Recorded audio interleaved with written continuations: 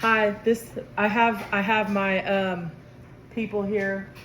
I have somebody's in the bathroom, but they're coming out. But so my informative speech is about adverse childhood experiences and the link between early trauma and addiction.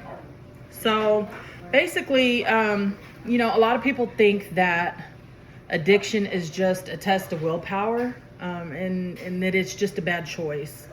Many people in society do feel that it is the choice of someone who is dealing with substance abuse issues, that if they made the right choice, or that if they just had the willpower, that they could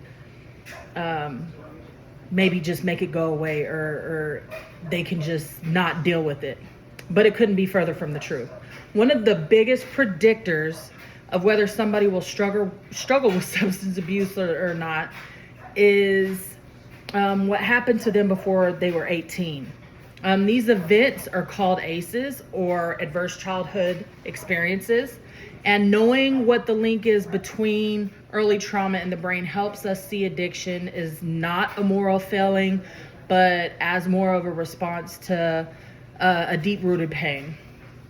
And so what counts as an ACE? Abuse, neglect, household changes.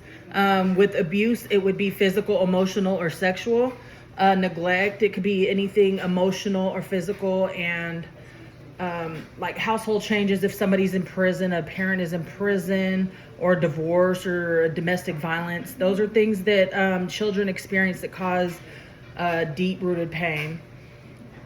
So according to the CDC, the higher the score that somebody has, the more likely that they will engage in high-risk behaviors.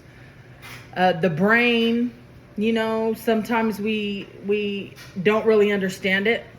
And we ask sometimes, like, how does something when you're 6 years old affect you when you're 26? But when a child is stressed out, their brain stays in fight or flight mode. And that can flood the brain with cortisol, which does affect the prefrontal cortex, which is where the decision making happens. So that can just completely turn that off. And then it becomes kind of normal to just want to numb the pain. But there is a lot of hope. If studies do show this, if there is an adult in their life that is constant and always in their life, that can act as a shield in the child's brain to prevent kind of the long-term effects of trauma, or to help with the long-term effects of trauma. Just having one stable adult, somebody caring, can really help.